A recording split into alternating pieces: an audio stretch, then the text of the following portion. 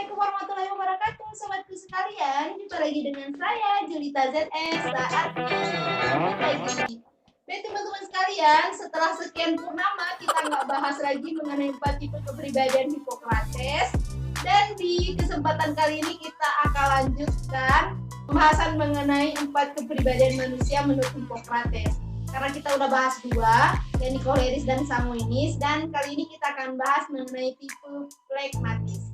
Tapi sebelum itu kami mohon bantuan teman-teman untuk klik like, subscribe, dan share video ini ke teman-teman kalian yang lain.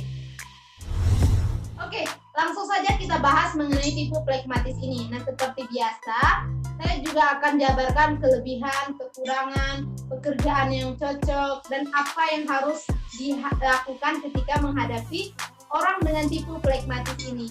Tapi saya ingatkan kembali, di tubuh manusia itu ada 4 tipe kepribadian manusia tersebut menurut Hippocrates. Ada koleris, ada sanguinis, ada flegmatis, dan ada melankolis.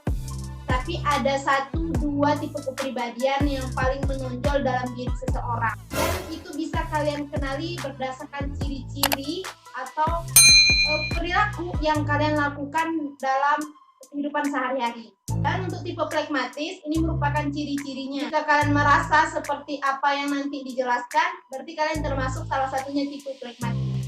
Oke, langsung saja kita bahas mengenai kelebihan tipe flegmatis. Yang pertama, kelebihan dari tipe flegmatis ini adalah memiliki hasrat damai. Jadi tipe flegmatis itu menyukai kedamaian. Hal ini bisa terlihat dari sifatnya yang tidak terlalu suka konflik. Kemudian tipe orangnya penyayang. Dia senang menyenangkan orang lain dan suka membantu, suka damai. Itu yang pertama. Kedua, tipe flegmatis ini bisa kita lihat dari cara bekerja. Jadi orang dengan tipe flegmatis ini suka sekali pekerjaan yang rutin dan monoton, kayak teratur, pekerjaan-pekerjaan rutinitas. Dan mereka dapat diandalkan dalam pekerjaan-pekerjaan yang sifatnya rutinitas. Itu yang kedua. Yang ketiga, bahwa tipe flegmatis ini memiliki kelebihan bisa menjadi pendengar yang baik. Ini bisa dilihat dari dia yang nggak suka banyak ngomong. Kemudian ketika diajak ngobrol, enak. Ketika kita ngobrol dengan dia suka mendengarkan orang lain. Itu tipe flegmatis. Dan yang keempat, bahwa tipe flegmatis ini bisa menyembunyikan ekspresi. Sulit untuk mengenal apakah dia sedang marah, atau apakah dia sedang bahagia, atau apakah dia sedang sedih gitu. Cenderung sulit untuk kita mengenali ekspresi yang dia rasakan. Dan poin yang kelima dari tipe flegmatis ini cenderung dikenal dengan orang yang penyayang dan penyabar. Karena tadi memang dia menyukai kedamaian gitu. Dan orangnya itu nggak tegaan. Kalian termasuk nggak tegaan gitu. Jadi kalau diminta bantu, dia sulit untuk katakan tidak. Itu flegmatis karena orangnya nggak tegaan. Nah, ketika dia sulit mengatakan tidak, itu yang bahaya sebenarnya di flegmatis. Kalau orang mengajak ke hal-hal negatif, itu sulit tuh bagi flegmatis untuk mengatakan tidak. Misal orang mau pinjam sesuatu, misal pinjam uang, ya dia juga nggak ada uang gitu ya, tapi dia takut bilang nggak ada, takut bilang tidak gitu, karena nanti nggak tega, aduh sayang gitu ya. Ada perasaan-perasaan seperti itu dalam diri flegmatis.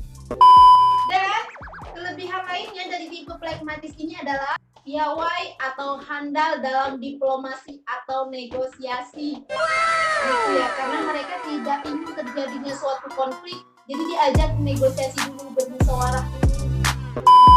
Tipe flegmatis ini juga menyukai atau menyenangi hal-hal yang praktis, mudah dilakukan, gak suka yang ribet-ribet, orangnya enjoy, orangnya tenang. Kalau sudah sesuatu itu dianggap rumit, itu aduh kayak males gitu ngerjainnya. Dan dia cari cara yang mudah dan praktis gitu. Nah, itu merupakan kelebihan-kelebihan yang ada pada diri flegmatis. Nah, selain kelebihan, flegmatis juga memiliki kekurangan. Dan salah satu kekurangan dari tipe flegmatis ini adalah ragu-ragu dalam mengambil keputusan. Takut salah, takut nanti orang nggak suka dengan keputusan dia, takut orang marah, takut bla bla bla bla, banyak sekali pertimbangan sehingga dia ragu dalam mengambil suatu keputusan. Nah, bagi kamu tipe pragmatis ini harus dilatih untuk mengambil keputusan dengan tegas. Misal orang pragmatis ditanya dulu sama kawan ini, tanya dulu sama kawan sana, betul nggak ya keputusan yang saya ambil ini, takutnya salah, takutnya gimana. Itu tipe pragmatis. Nah, kekurangan lainnya, tipe pragmatis ini menghindari konflik. Sering sekali terjadi pada diri pragmatis. Nah, tipe pragmatis ini jika dalam suatu permasalahan, daripada permasalahannya besar, daripada konfliknya semakin besar, dia lebih baik mengalah. Walaupun sebenarnya apa yang dia katakan benar, tapi daripada terjadinya masalah yang lebih besar, lebih baik dia mengalah. Ini tipe pragmatis. Ya udahlah ya, saya mengalah daripada terjadinya masalah-masalah besar gitu, ribet. Kekurangan lainnya dari tipe pragmatis ini adalah cemas dalam menghadapi perubahan-perubahan. Tapi cemasnya cuma di awal gitu, karena memang mereka menyukai rutinitas. Nah, ketika disodorkan sesuatu hal yang baru, mereka akan cemas, gelisah gitu, karena mungkin itu sesuatu yang tidak biasa dilakukan. Tapi ketika itu sudah menjadi rutinitas, itu sudah akan gampang dilakukan oleh tipe pragmatis. Nah, kekurangan yang lainnya yang tadi yang saya katakan, susah bilang tidak. Jadi kalian tipe pragmatis berlatih dan belajar untuk katakan tidak pada sesuatu yang memang tidak kalian inginkan. Jadi, kalau positif oke lah gitu ya. Nih kalau negatif gimana? Bahaya kan kalau dia tidak berani katakan tidak. Nah, tipe pragmatis ini kalaupun dia bisa bilang tidak secara langsung dia katakan, tapi kayak maaf ya, gimana ya gitu ya. Dia kayak merasa nggak enak gitu. Takut kawannya itu terluka, takut kawannya itu sakit hati, takutnya dia ditinggalkan, takutnya nggak ada kawan dan lain sebagainya, yang menyebabkan dia sulit untuk berkata tidak. Dan ini tipe pragmatis memang harus betul-betul belajar dan berlatih untuk bilang katakan tidak pada suatu hal yang tidak kalian inginkan. Satu lagi, tipe pragmatis ini senang membantu dan menyenangkan orang lain. Sebenarnya ini hal positif, tapi bisa menjadi hal negatif jika kalian tidak memposisikan secara proporsional, maksudnya sesuai dengan kadarnya. Kalian menyenangkan orang lain sedangkan kalian menderita.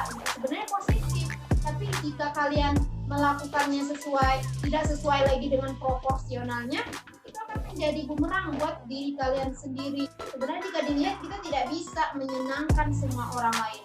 Ada aja celah, ada aja hal yang orang lain tidak sukai terhadap kita, walaupun yang kita lakukan itu benar.